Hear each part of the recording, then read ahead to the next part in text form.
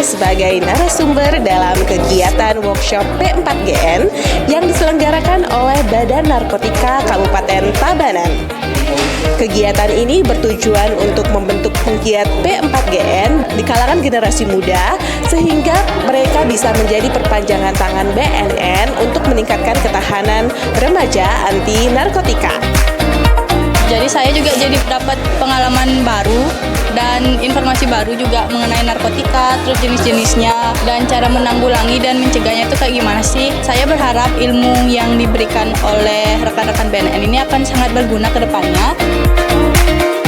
Semoga kegiatan ini bisa dilaksanakan secara rutin dan lebih banyak lagi generasi muda yang bisa menjadi penggiat P4GN.